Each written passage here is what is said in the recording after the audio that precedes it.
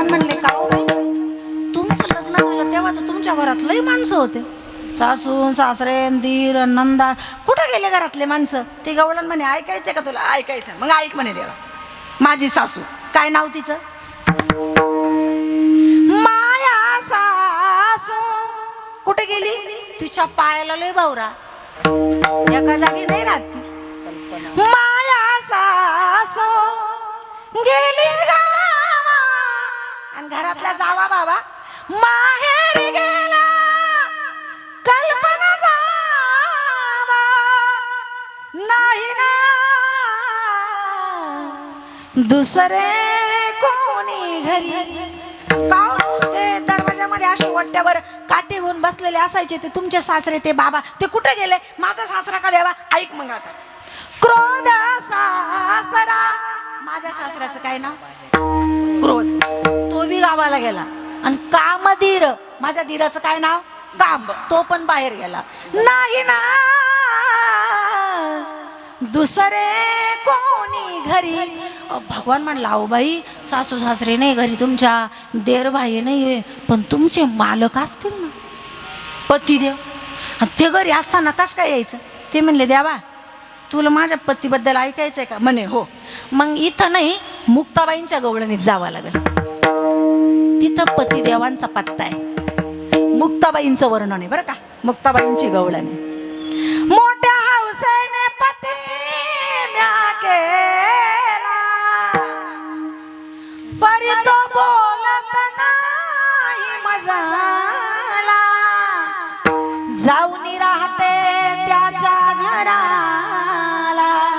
हे उगीच मौन केला बाई बाई, जाते ग माहेराला, बाई बाई जाते ग माहेरा. आत्मा नावाचा पती आहे, त्याच्यासोबत लग्न केलं आणि ह्या शरीराच्या घरात मी आले. पण देवा, या शरीराच्या घरात अंतकरणात माया नावाची सासू नाही, कल्पना नावाच्या जावा माहेरी निघून गेलाय, क्रोध नावाचा सासरा बी गेला असाच इकडे तिकडे गावात हिंडायला, काम नावाचा धीर पण कामावर निघून गेलेला आहे.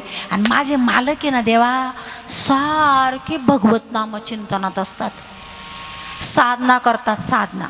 आणि साधना करता करता काही काही माणसं मौन होतात. आणि बरं का, मग जे मौन असतात ना ते साधनेत काहीच बोलत नाही. आणि मग जे माणसं घरात काहीच बोलत नाही ते घरात असले काय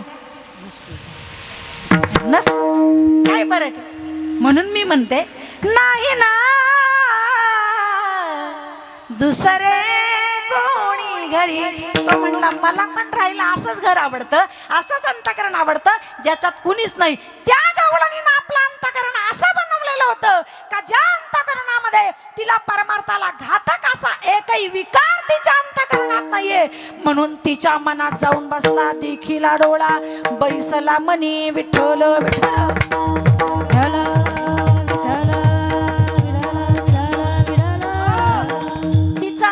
शुद्ध बनलेलं आहे माऊल्यांनो, म्हणून तुकोबरांना तिचं वर्णन करावं वाटलं. आमच्या अंतकरणात अजून किती तरी घाण आहे, कशाला आपले वर्णन नाही तिला अभंगात? त्याच्याकरता चित्त शुद्ध व्हावं लागेल. तिचं चित्त शुद्ध झालं, तिनं डोळ्यांनी पाहिला, पाठी घेऊन मथुरेकडे निघाली. आणि झालं काय, त्या डोळ्यातून तो तिच्या अंतकरणात येऊन बसला. देखीला डोळा बैसला मनी. आणि मग झालं काय, जे मनात असलं ना, जे मनात असलं ना ते कधी कधी काय होतं, ओठावर येत असतं. मग तिचं तेच झालं ना. देखीला डोळा बैसला मनी, तोची वदनी उच्चारी. जो मनात होता तो शब्दातून वाणीतून बाहेर आला. कधी कधी असं सहजगत्या होतं बरं का, माणसाच्या मनात असलं का घाईघाईनं माणूस पटकन बोलून जातो. पण काही काही लय आतल्या गाठीचे राहतात, राहतं त्यांच्या मनात पण बोलती नाही. काही काही बिचारे असे भोळे बाबडे राहतात, बडा बडा बडा बडा बोलून जातात, त्यांच्या मनात कपट नाही राहत. ती गवळण त्यातलीच होती. तिच्या अंतकरणात जो समाविष्ट झालेला आहे तो तिच्या शब्दातून बाहेर आला. म्हणून झालं काय, तिच्या अंतकरणावर आता ताबा, कब्जा, आक्रमण संसाराचा नाही राहिलेला. केलं? तिच्या चित्तावर आक्रमण कुणी केलंय? भगवंतानं केलेलं आहे.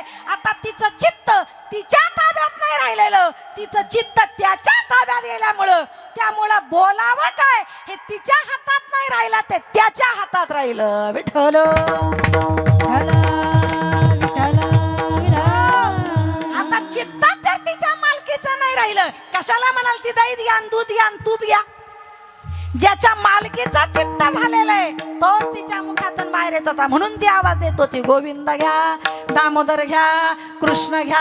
आणि त्या मथुरेतले लोक तिला हसायला लागले. देव घ्या म्हणू लागली ती, देव घ्या. का? त्या चित्तावर मावल्यानो चित्तच त्याच्या ताब्यात गेलं. खरं तर असं असतं, आपल्या चित्तावर त्यानं आक्रमण केलं ना, सगळा संसार विस्कळीत होऊन जातो.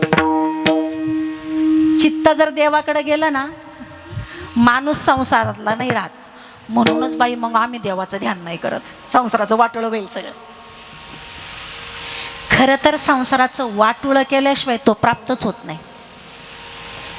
का तुकोबरांनी संसाराला काडी लावली, जाळूनी संसार बैसलो अंगानी. संसाराला काडी लावल्याशिवाय, काडी म्हणजे असं खरोखरचं रॉकेलतून काडी नाही लावायची, असं खरोखरचा नाही पेटवायचा, अंतकरणातून पेटवायचा. अंतकरणातून काय असतं माहिती का? संसारात राहावं कसं ना, याचा अर्थच आपण वेगळा लावलेला आहे. संसारात कसं राहायचं माहिती का? तुम्हाला नारळ माहिती का? नारळ माहिती ना सगळ्यांना. नारळ, नारळाचे 3 प्रकार. ते दुकानदार असतात ना, इथं आहे का कोणी? नाही ना, असले तर असू दे, आपल्याला कुठे त्यांना शिव्या द्यायचे. ते दुकानदार असतात ना, असं काही उत्सव यात्रा सण आला, नारळाचं पोतं घेऊन येतात. पहिलं नारळाचं पोतं, त्याच्यात 2-3 नारळ शिल्लक राहतात. ते म्हणे पुढे सण उत्सवाला नारळ आणले पाहिजे, नवीन पोतं घेऊन येतो.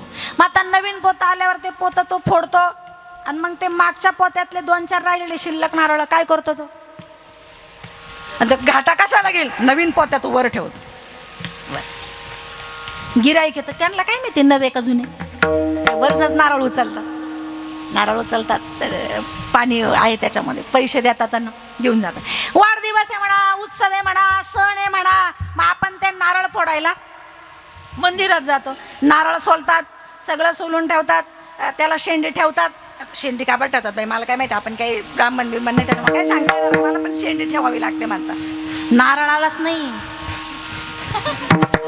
नुसते नारळाविषयी नाही बोलते मी, शेंडी ठेवावी लागते.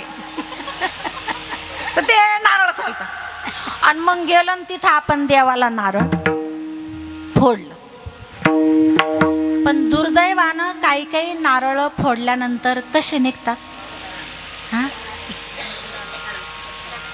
खराब निघतात, आहे का नाही? ते खराब निघाल्यानंतर मग घरी घेऊन येतात तुम्ही? नाही भाई, केवढ्याला आहे नारळ इकडं? आमच्याकडं पण 40 रुपयाचं नारळ तुम्ही घरी नाही आणत भाई. काय उदार बाय, उधळपट्टी होईल ना संसाराची आशाने. काय करता मग तुम्ही ते खराब झालेलं नारळ? देवाला ठेवून येता का? त्यांनी कधी उभ्या आयुष्यात नारळ खोबरं पाहिलेलं नाही का?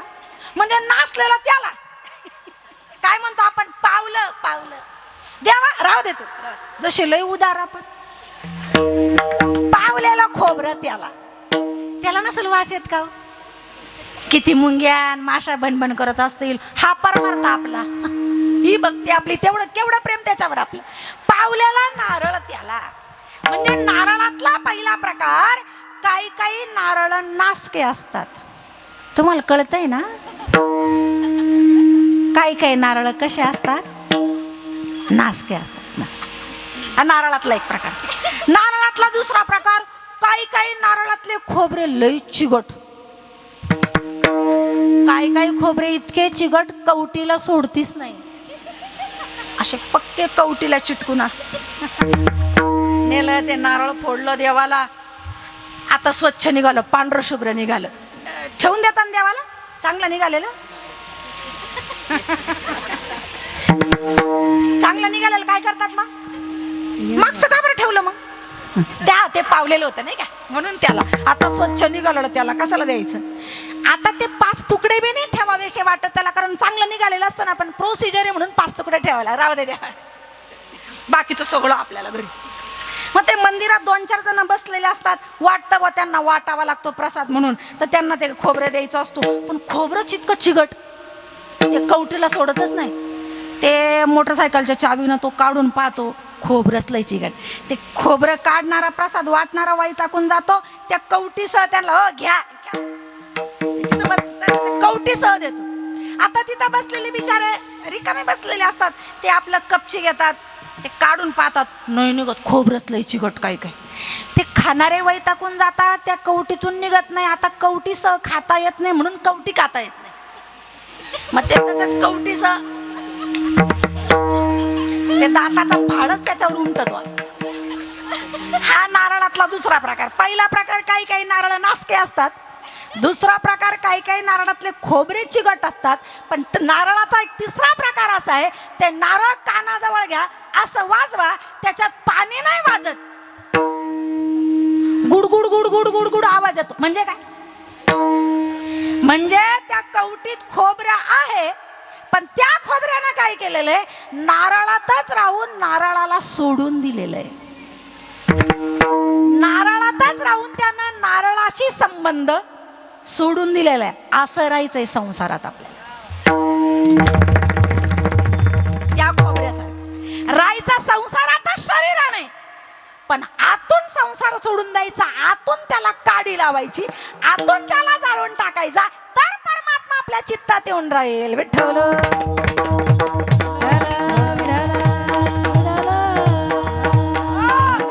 आणि चित्तामध्ये तो एकदा आला की संसाराचा आणि आपला संबंध संपला. शरीरानं संसार करावा आणि चित्तानं त्याचं चिंतन करावं, पण ते चित्त तो संसारात ठेवत नाही. चित्त त्याच्याकडे गेलं का मग लय अस्ताव्यस्त कारभार होतो. एका गवळणीचा अनुभव आहे. पाण्याला गेली यमुनेवर, माड भरलेले, तिकडे यमुनेवर तो तिला दिसला. तिनं त्याला पाहिलं, जसं पाहिलं तसं चित्त त्याच्याकडे गेलं. बिना चित्ताचीच लौकिक होता म्हणून तशीच घराकडे निघाली, शांत झालेली. एक सांगू का तुम्हाला, देव भेटल्यावर बडबड बंद होते, माणूस शांत होतो. हे चिन्ह आहे. त्याला कुणाशी बोलावं नाही वाटत, मग शांत. ती एकटीच आपली शांत झाली आणि घराकडे येऊ लागली. घरी आली, तिनं ते डोक्यावरचा कमरेवरचा माठ उतरून ठेवलेला आहे, तरी शांतच आहे. तेवढ्यात तिचा सासरा बाहेर गेलेला होता. ते सासरा घरात आला. पूर्वीचे सासरे असे वजनदार होते हो, हे अशी तब्येत, हे भला मोठा फेटा, त्या कोल्हापुरी चपला, असं वजना, बड्या बड्या मिशा. आला तो सासरा. पूर्वी सासऱ्यांना घाबरत होते घरात सगळे, आता नाही राहिले, काळ बदलला. आता सासऱ्याला घाबरत होते पहिलं, सासऱ्याचं वजन होतं, आता नाही राहिलं. आता कोणाच्या हातात गेलं सगळं. पा बिचारे काही बोलत सुद्धा नाही. पा इकडं आधी तर ते पूर्वी वजन आला तर त्या कोल्हापुरी चपला, खर खर खर खर, त्या चपलांचं वजन जास्त. चिडी चुप शांतता झाली. घरात आला, त्यानं चप्पल काढली ना आवाज दिला, ऐकलं का? पूर्वीच्या सासऱ्यांच्या आवाजात सुद्धा वजन होतं. आणि लगेच ती सासूबाई म्हणजे त्याची पत्नी धावत पळत बाहेर आली. जी, पूर्वी मोठ्या लोकांना जी म्हणायची. जी, ऐका, मुलीला पाहायला पाहुणे येणार आहे, चांगला स्वयंपाक बनवा. इथून मागच्या 2 स्थळ तुमच्या स्वयंपाकापायी मोडलेत. तुम्ही नका स्वयंपाक करू, सुनबाईंना करू द्या. तुमचा स्वयंपाक मी जन्मभर खातोय, मला माहिती कसा आहे. तुम्ही नका बनू, फक्त काय लागेल स्वयंपाकाला साहित्य सुनबाईंना आणून द्या आणि सुनबाई स्वयंपाक करते. जी, थोरली सुनबाई ही पाणी आणायला गेली, ती मोठी होती, ती बाहेर. जी मा म्हणजे तुम्ही शिरा करा, तुम्हाला शिरा चांगला येतो. जी, धाकली सुनबाई, जी मा म्हणजे तुम्ही डाळ भात भाजी चपाती बन. आजी, म्हातारीने सामान आणून दिलं, सुनांचा स्वयंपाक चालू झाला. त्याला आणि वरण भात भाजी चपाती केली. आणि ही मोठी होती का, जी पाणी आणायला गेली, तिचं चित्त तिकडंच राहिलं होतं आणि ती शिरा करायला बसली. शिरा कसा करायचा माहिती ना तुम्हाला रेसिपी? शिऱ्याची रेसिपी माहिती ना, मंद आचेवर जाड बुडाची कढई ठेवायची. रवा भाजताना पहिल्यांदा थोडंसं तूप टाकायचं, चांगला रवा भाजतो असा खरपूस मस्त ती रवा भाजतो. आणि रवा भाजता भाजता बाई आठवले ना त्याचे ते तळवे तळ हात तिला, ते रवा भाजता भाजता छोटे छोटे त्याचे हात, छोटे छोटे त्याचे मनगट, रवा भाजता भाजता गेलं तिचं चित्त त्याच्याकडं. शिरा तयार झाला. ताटं वाढायचे होते. सासूबाईंनी ताटं वाढले आणि ती जी शिरा बनवत होती मोठी, तिचं चित्त तिकडं होतं. थोरली सुनबाई, थोरली सुनबाई, जी आत्या तेवढे मिठाचा डबा इकडे द्या. तिनं मिठाचा डबा उचलला. आता मिठाचा डबा जडच असतो ना, पूर्ण भरलेला असतो. तिनं तो उचलला, जड आहे म्हणून आता त्याला उचलायला ताकद लागेल ना, म्हणून त्या ताकदीनं तिनं तो उचलण्याचा प्रयत्न केला. पण मिठाचा डबा सगळा हलका रिकामा. ती म्हणे बाई मिठाचा डबा तर भरलेला असतो जड, आणि आता मी उचलला म्हणजे पूर्ण रिकामा झाला, म्हणजे डब्यातलं मीठ कुठे गेलं.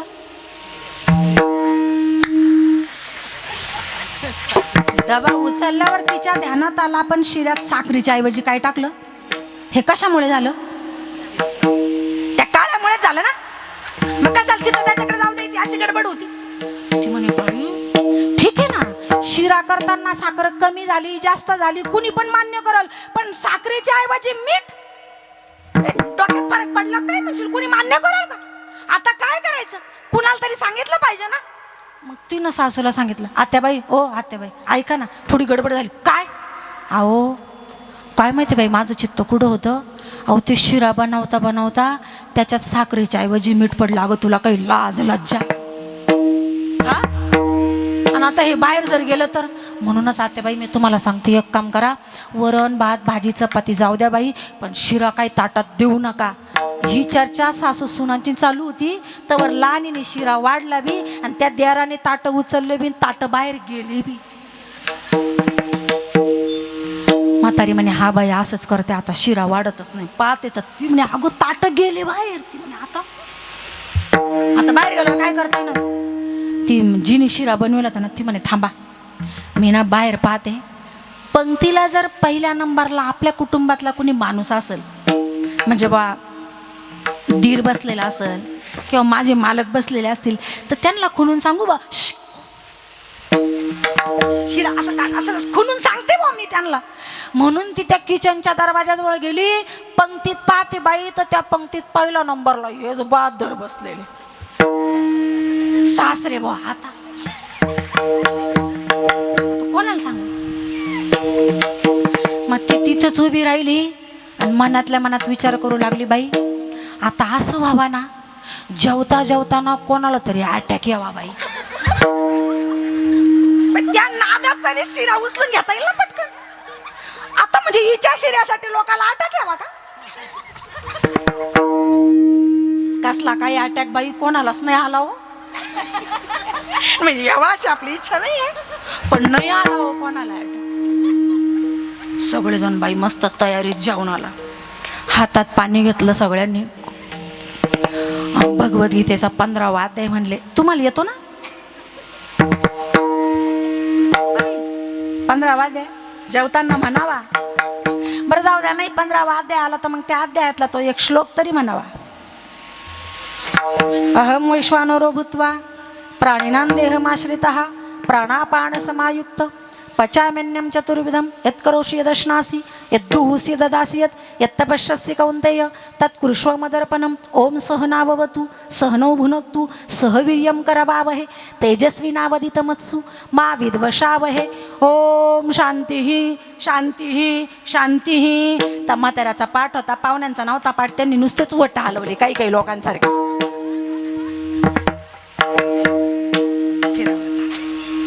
बायावर केल्या.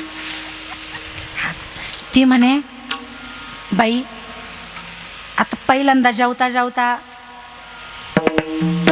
शिरा जर पहिल्यांदा पोटात गेला ना, तर मोठा तमाशाच होईल. काय असतं, माणसाला भूक लागलेली असली आणि भूक लागल्यावर खराब पदार्थ जर पोटात गेला तर त्याचा पारा अजून चढत असतो. ते चांगला पदार्थ पोटात गेला ना 2-4 घास, मग थोडं. म्हणून तिला असं वाटायचं बा हाताने पहिलं कुठं जावा, वरण भात भाजी पोळी तिकडं जावा बा. आणि बाई ते हात आहे ना असे चपातीकडे गेले. ती म्हणे बरं झालं बाई, बरं झालं बाई. ते हात बी काही बेईमान मेले, त्यांनी वेळेवर पक्ष बदलावला हो. त्या पोळीकडून जसा त्यांनी टर्न मारला ना तसा ते शिर्याकडे गेले बाई सगळ्यांचेच हो. ते जसे शिर्याकडे गेले तसे तिने डोळे झाकले. ती म्हणे मेले देवा कृष्णा वाचव, आता मी सकाळचा सूर्य इथं नाही पाहत, माझी रवानगी माहेरीचा. तिने घेतले डोळे झाकून. इकडं तो शिरा तोंडात गेला. काही सेकंदानं तिच्या कानावर आवाज आला, वा सुनबाई वा, शिरा गोड झाला. ती म्हणे मीठ टाकून सुद्धा. तिचं चित्त कोणाकडे होतं? परमात्म्याकडे होतं. संकटाच्या प्रसंगी त्याचं चिंतन केलं तर शिरा कसा झाला? म्हणजे मिठाचं रूपांतर त्यानं कशात केलं?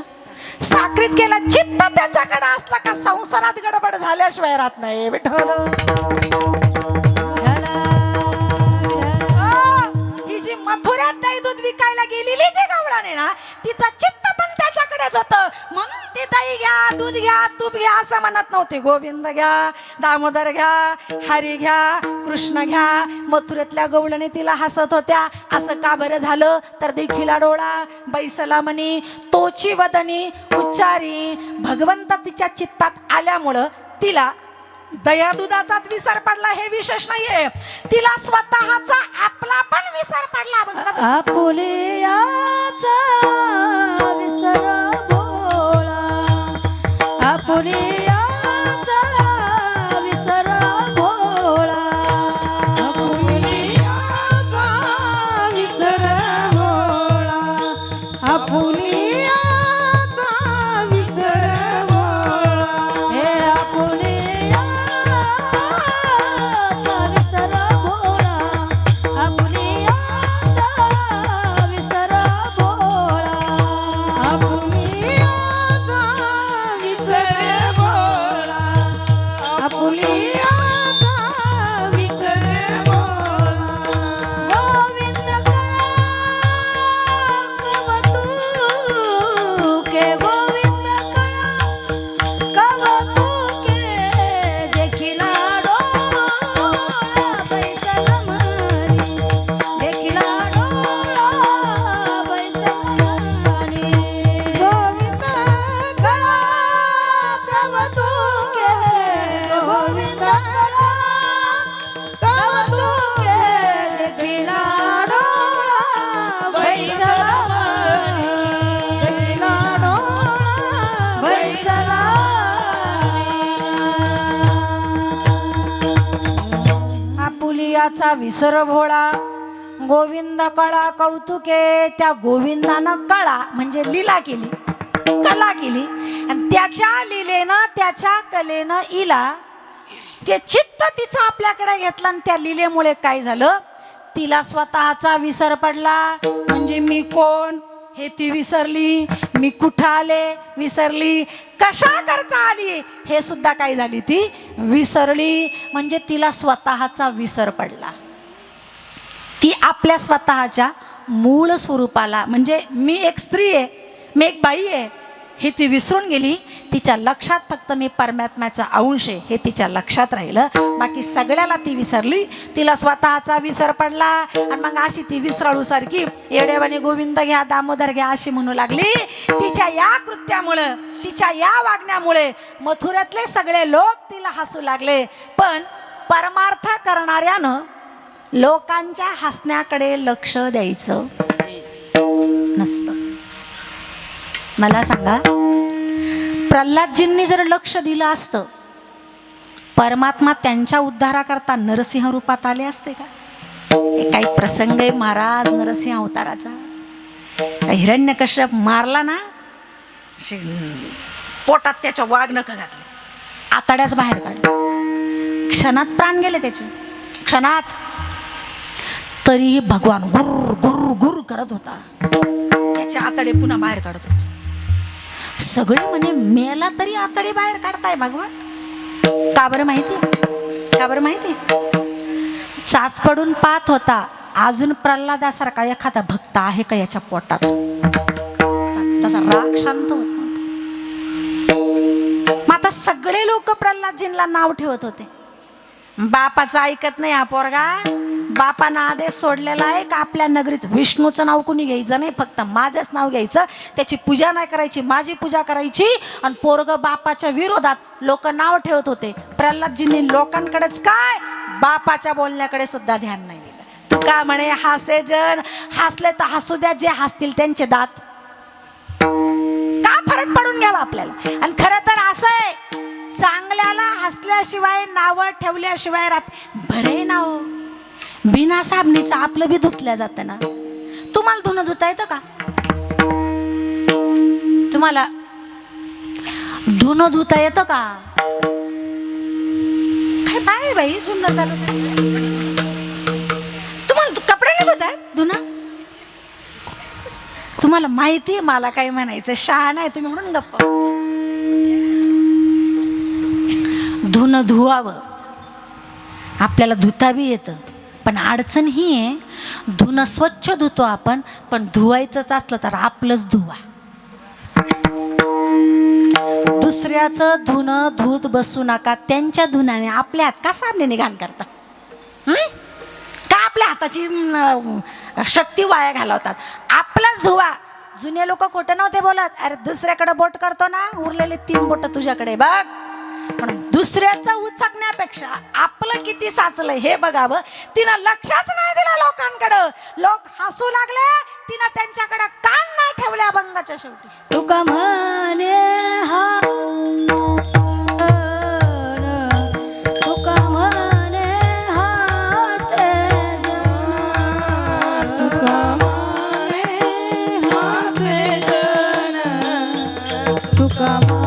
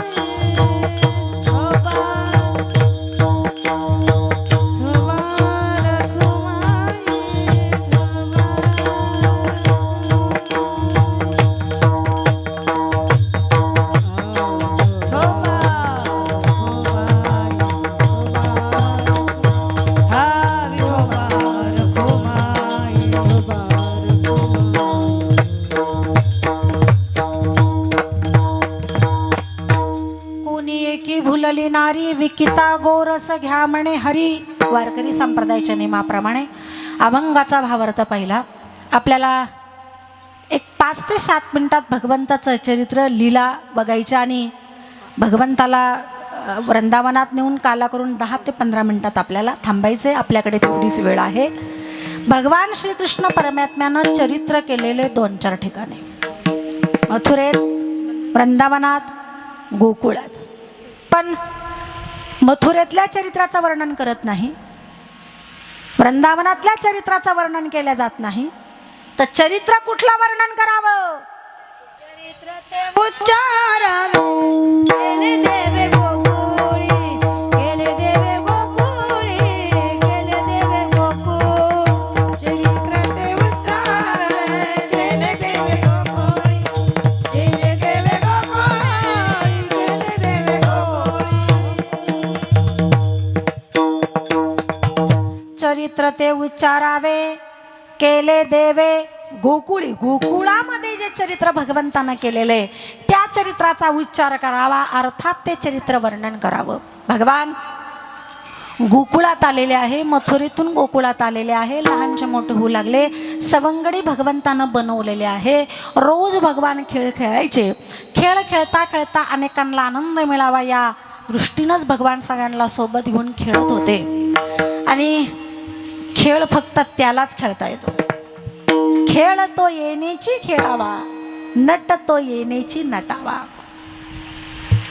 त्याला खेळता येतं आणि कोणाचा खेळ कसा करायचा हे पण त्याला करता येतं. हे सगळं त्यानंच करावं, आपण नाही. मला प्युअर राजकारण शिकावं तर त्याच्याकडून शिकावं. हो.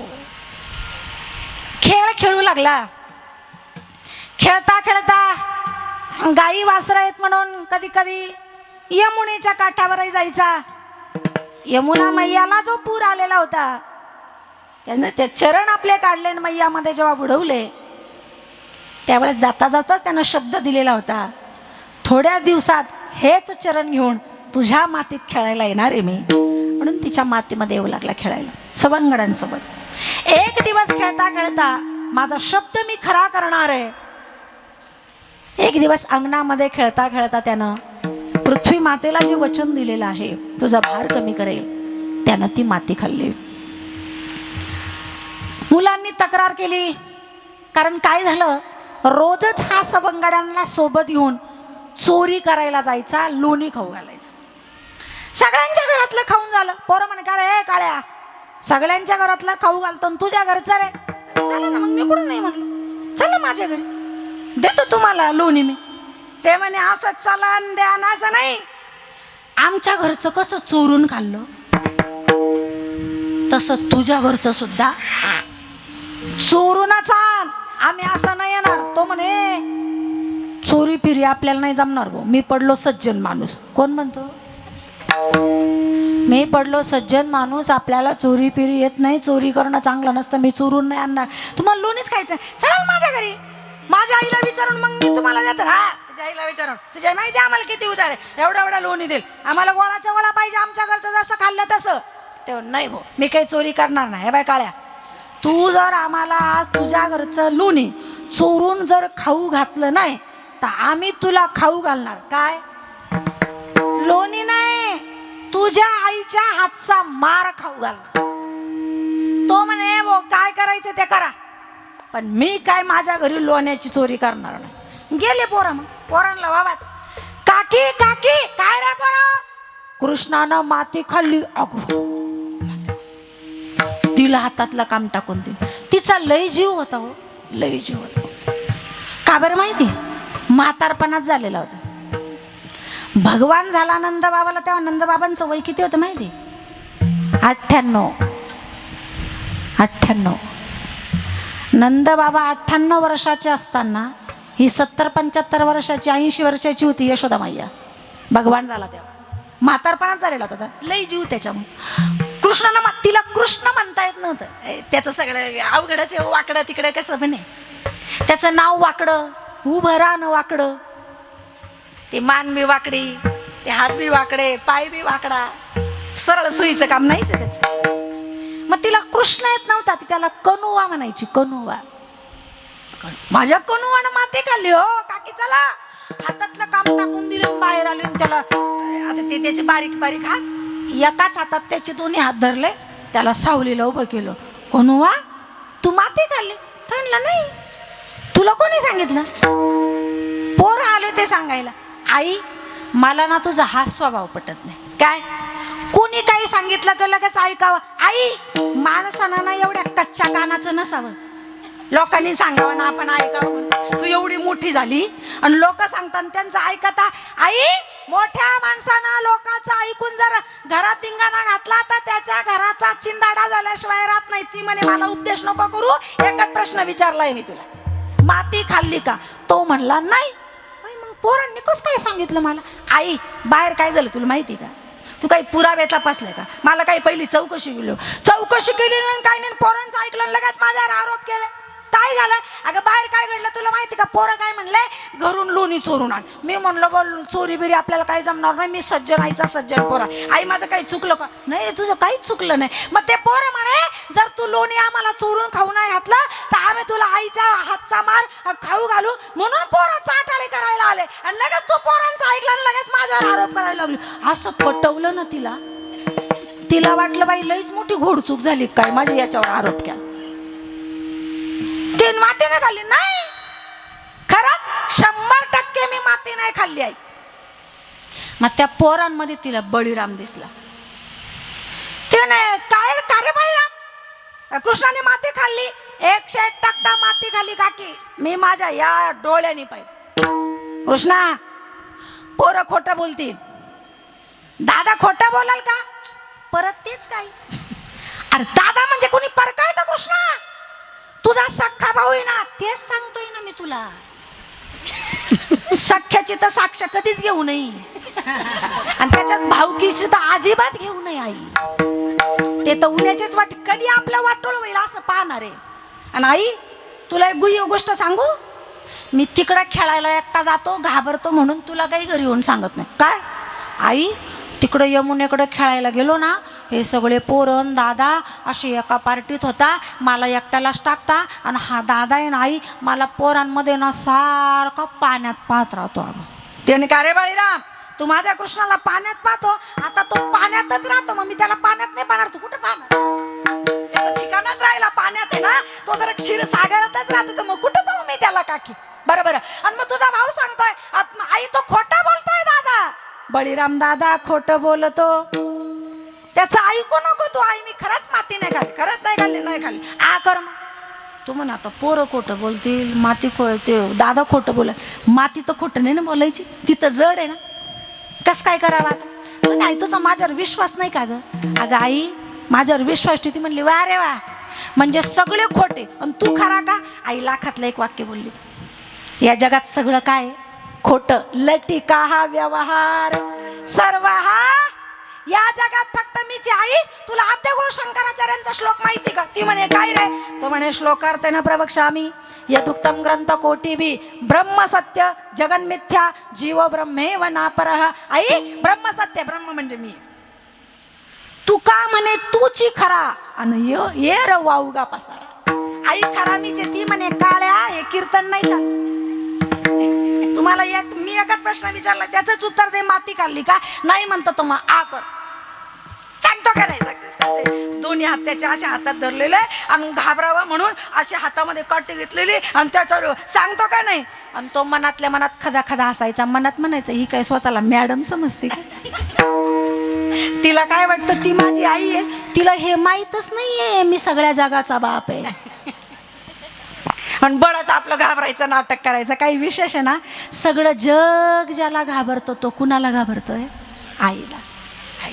तपश्चर्या तेवढी केली माऊल्यांनो, देव फुकट नाही आला तिच्याकडे, देव फुकट नाही येत आपल्या घरी. तेवढी तपश्चर्या तिची, खूप मोठं चिंतन आहे, आपल्याकडे वेळ नाही. काल्याच्या कीर्तनाला 5 तास पाहिजे, मग मजा येते कीर्तनाला, गोडे चिंतन. आणि मग आई मी माती नाही खाल्ली, तिने हा केला तर त्या तोंडामध्ये तिला सगळं ब्रह्मांड दिसलं. पुन्हा तिच्यावर माया घातली. अशा अनेक लीला भगवंतानं केला. आता तो गवळणींमध्ये मुलांना घेऊन सोबत ते दही दूध खाण्याकरता जायचा. गवळणींना कृष्णाशिवाय करमत नाही, हे सत्य आहे, पण पूर्ण सत्य नाही, अर्ध सत्य. कृष्णालाच गवळणीशिवाय करमत नाही हे पूर्ण सत्य आहे. त्या जिकडे जायच्या तिकडे तो जायत होता आणि तिकडे गेला का त्यांच्या खोडी करायच्या. गवळणी त्याला विनंती पण करायच्या की कृष्णा असं करू नको रे, आमचं वेणी ओढू नको, पदर ओढू नको, मडके फोडू नको. त्याला सांगायच्या गवळणी पण तो ऐकत नव्हता. विढल विढल विठ्ठल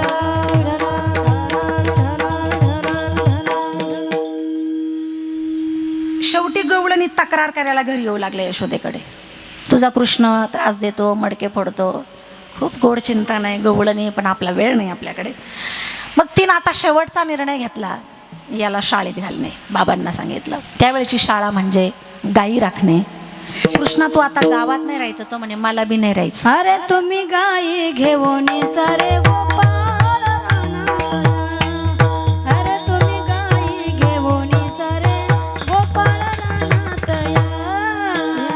तुम्ही गाई घेऊन सारे गोपाळ रानात या. अरे तुम्ही गाई घेऊन सारे गोपाळ रानात या. रानात या तुम्ही रानात या. रानात या तुम्ही रानात या.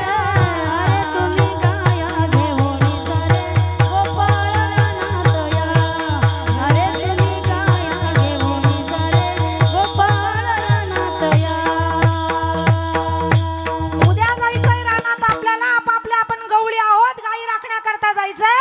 त्याच्याकरता घरून पोटभर जेवण पण करून घ्या आणि शिदोरी पण बांधून घ्या. काल्याच्या कीर्तनाला शिदोरी आणायची असते. आणली का तुम्ही? शिदोरी म्हणजे भाजी भाकर नाही, ती इथं असतेच कार्यकर्ते मंडळीने. पण काल्याच्या कीर्तनाला रिकामानं जायचं. दही आणावं, कुरमुरे आणावे, लाई घेऊन यावी, साखर घेऊन यावी. कुठेही कधी कुठल्याही काल्याच्या कीर्तनाला जा, कोणाच्याही जा, रिकाम्या हाताने जायचं नाही. आपली शिदोरी काल्यात असली पाहिजे. कारण काला शब्दाचा अर्थ आहे एका वस्तूचा काला होत नाही, अनेक वस्तूंचं मिश्रण म्हणजे काला. सगळ्यांनी शिदोऱ्या सोबत घ्या. दुसऱ्या दिवशी पहाटे सगळे मुलं लवकर उठले, तयारी केली, पोटभर खाल्लं, शिदोरी बांधून घेतली, आपल्या आपल्या गाया घेतल्या आणि तिकडं गायी चरायला सोडून दिल्यावर खेळ खेळावं लागेल ना. साहित्य इकडनंच घ्या खेळाचं, सगळं इकडूनच घेऊन जायचंय. तिकडं नवीन निर्माण करता येत नाही. काल्याचे अभंग म्हणजे श्लेष अलंकार आहे. वाक्य एकच असतं, अर्थ दोन दोन असतात. सगळं इकडून घ्यायचं, तिथं काही करता येत नाही. हा गोपाळांकरता अर्थ आहे. आणि आपल्याकरता काय अर्थ आहे? सगळं मृत्यू लोकातूनच शिदोरी बांधून घ्या हरिनामाची. तिथं नवीन नाही निर्माण करता येत. जिथं जायचंय तिथं इथली शिदोरी लागणार आहे. हे सगळं सोबत घ्या. दुसऱ्या दिवशी सगळे मुलं गेलेले आहेत वृंदावनात. त्या गायी चरायला सोडून दिलेल्या आहे मैयाच्या काठावर. सपाट जागा पाहिलेली आहे आणि तिथं खेळ सुरू झालेला आहे. अबक दुबक तुबक पोरा त्रिगुण खेळ मा. अबक दुबक तिबक पोरा त्रिगुण खेळ मा. अबक दुबक तिबक पोरा त्रिगुण खेळ मा. अबक दुबक तिबक पोरा त्रिगुण खेळ मा. खेळ विटी दांडू पोरा खेळ विटी दांडू. खेळ विटी दांडू आता खेळ विटी दांडू. अबक दुबक तिबक. अबक दुबक तिबक पोरा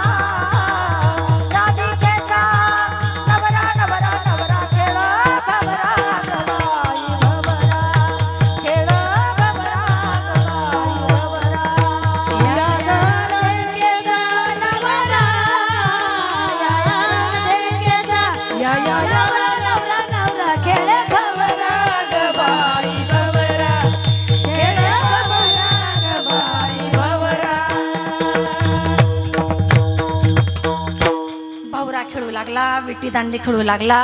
आबाधोबी खेळू लागला, क्रिकेट खेळू लागला, लगोऱ्या खेळू लागला, बरेच खेळ झाले. मग पोरं म्हणे आता झाली आता वेळ म्हणते अनाशी दोऱ्या, झाली आता वेळ म्हणते अनाशी दोऱ्या, झाली आता वेळ म्हणते अनाची दोरा, झाली आता वेळ म्हणते अनाची दोरा. काम सारुनी सकळ, दारुणी सगळं अवघे मिळाले गोपाळ, अवघे मिळाले गोपाळ. झाली आता वेळ म्हणते अनाशी दोऱ्या, झाली आता वेळ म्हणते अनाशी दोऱ्या. झाली आता वेळ म्हणते अनाची दोरा, झाली आता वेळ म्हणते अनाची दोरा. आणा म्हणल्याबरोबर सगळ्यांनी आपापल्या शेजाऱ्या त्याच्याकडे दिलेलं आहे. आधी तर नाटकच केलं, माझ्यासारखंच पाहिजे. मग पोरं म्हणे तुझ्यासारखं कसं असणार कान्होबा, तुझी घोंगडी चांगली, आम्हाशी का दिली वांगोली, तुझं आमचं चांगलं कसं असणार, गोड करून घे देवा विनंती केली. सगळ्यांच्या शेजाऱ्या त्यांना घेतल्या आणि एकत्रित केल्या.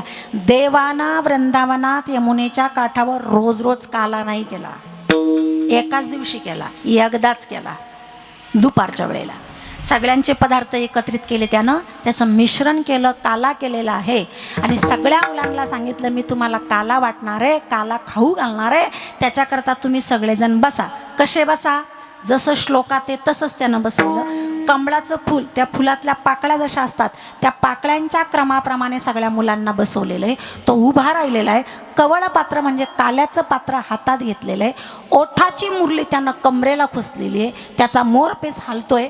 हास्य विनोद करत, काला घ्यायचा आहे ना, असे हसरे चेहरे ठेवा, उन्हाना असे वैतागू नका, त्या श्लोकात तसं आहे म्हणून. असा हसरे सगळ्यांचे चेहरे होते. आणि हसत खेळत भगवान हास्य विनोद करत गोपाळांना काला वाटतोय. त्याचं वर्णन श्रीमद भागवतामध्ये श्री शुकमुनी करतात. बिभ्रदवेनुम जठरपटयो शृंगवेत्रेच कक्षे वामे पानो मसृण कवलम तत्फलान्यंगुलीषु तिष्ठन्मध्ये स्वपरी सुरदो हासयन नर्वभिस्वे स्वर्गे लोके मिशति बुभुजे यज्ञ भूकबाल केली पुंडलीक वरदारी. अरे विठ्ठल सगळ्यांनी श्री ज्ञानदेव. सगळ्यांनी वरती हात करायचे. पारावार इकडं तिकडं जेवढे असतील, ज्यांना ज्यांना हात असतील त्यांनी सगळ्यांनी वरती हात करायचे. कोणाचेच हात खाली नाही पाहिजे. पुंडलीक वरदारी विठ्ठल श्री ज्ञानदेव तुकाराम पंढरीनाथ भगवान की जय. गोपाल कृष्ण भगवान की जय. आदिशक्ती मुक्ताबाई महाराज की जय. का बरं वरती हात करायचे? मी सांगितले आणि तुम्ही केले. त्याच्या पाठीमागे काही कारण एकच सेकंदात सांगते. द्रौपदी आई साहेबांचा वस्त्रहरणाचा प्रसंग आला. आधी तर सासऱ्यांकडे पाहिलं, ते आंधळ येते तर माणसं कामाचं येते, ते आंधळच होतं.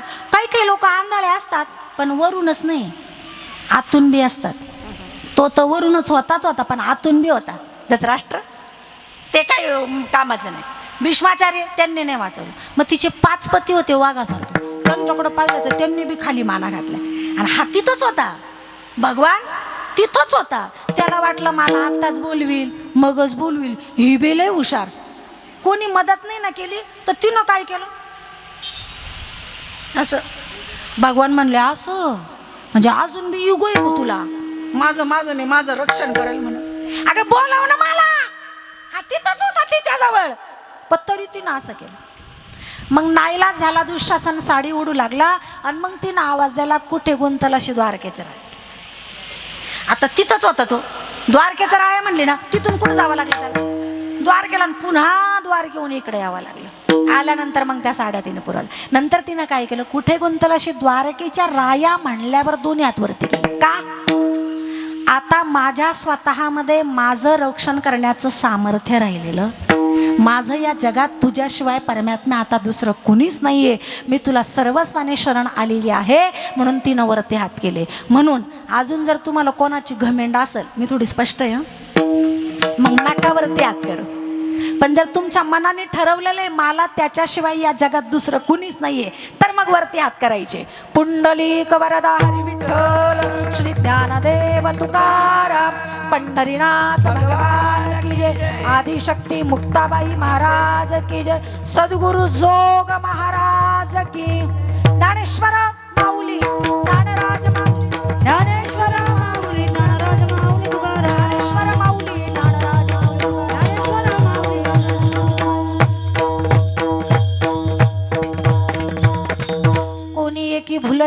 विवेकी विकिता गोरस घ्या म्हणे हरी यथामती यथावकाश भंगाचं चिंतन.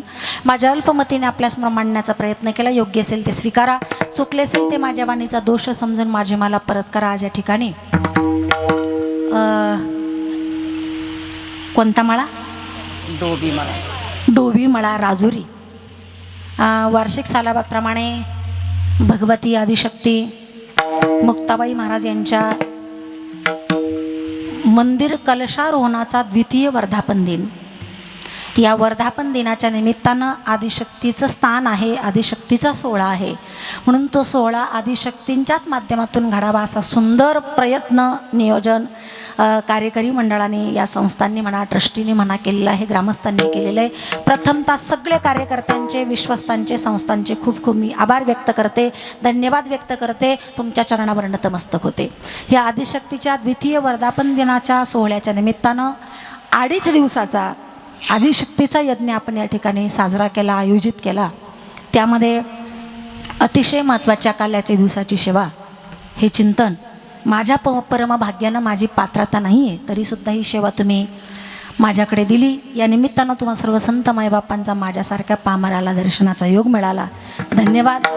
या काल्याच्या कीर्तनाची सेवा आदरणीय श्री हरिभक्तपरायण आमचे परमस्नेही हटोळे सर यांच्या माध्यमातून ही सेवा माझ्याकडे आली. त्यांची भेट झाली, त्यांचे पण आभार.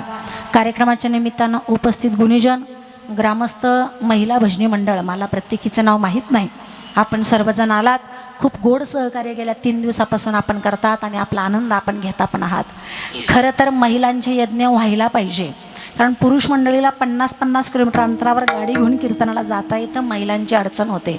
त्यांच्याकरता हे सोहळे गावात व्हावेत आणि त्यामुळं महिलांची उपस्थिती असते, त्यांना आनंद होतो, या सोहळ्यात सहभागी होता येतं.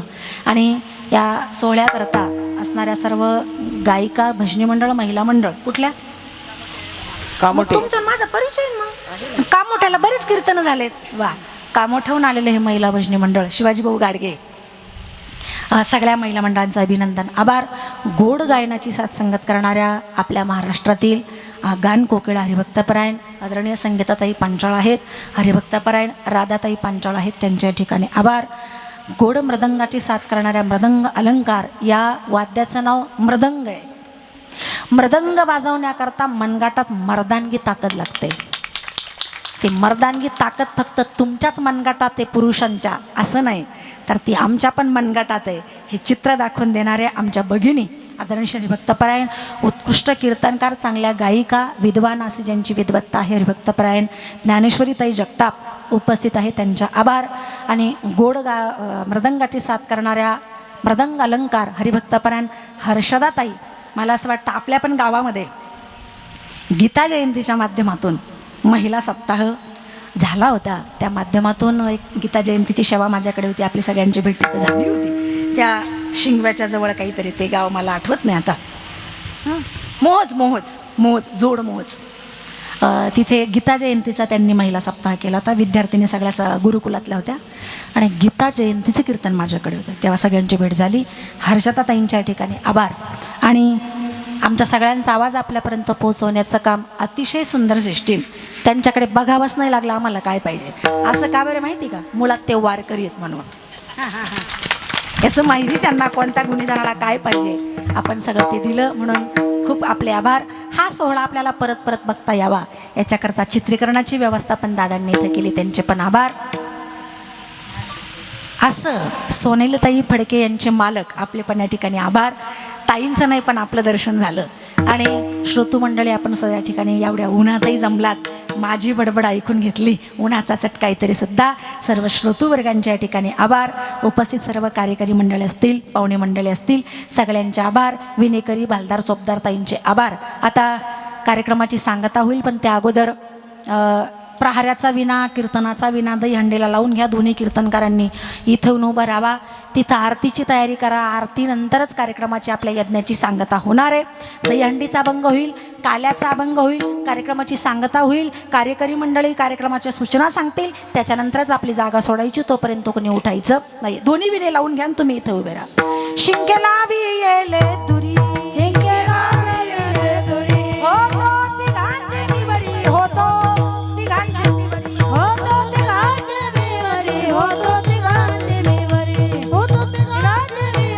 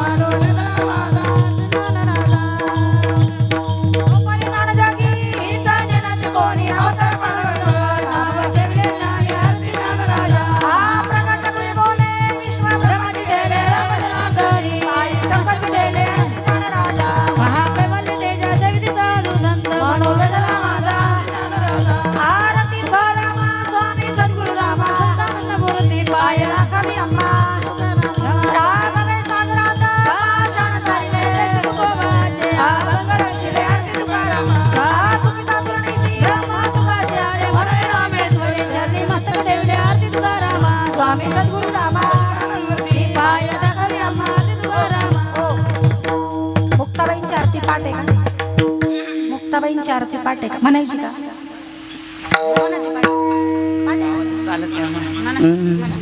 ब्रह्मा विष्णू शिव रूपाशी आले निवृत्ती सोपान ज्ञान प्रगट भगिनी मुक्ताई ब्रह्मा तिकडे अवतार धरोनी जग उत्तरिले जय देवी जय देवी जय मुक्ताबाई आदि माते जननी वंदन तो पाई जय देवी जय तापी तटाकवासी श्री चांग देव ज्ञान बोधोनी त्यासी निधले वैभव योगी आदिती उर्मी नरजोनी सर्व माया मिथ्या दावी नित्य स्वयमेव जय देवी जय मुक्ताबाई आदि माते जननी वंदन तो पाई जय देवी जय निरंजनी वीज कडाळली पायी नीरजते तिरी अदृश्य होय जलधारा स्वरूपे वाहे तोटाई येथे अधिष्ठान झाली मुक्ताबाई जय देवी जय मुक्ताबाई आदि माते जननी वंदन तो पाई जय देवी शुभ वैशाख मास वद्य दशमी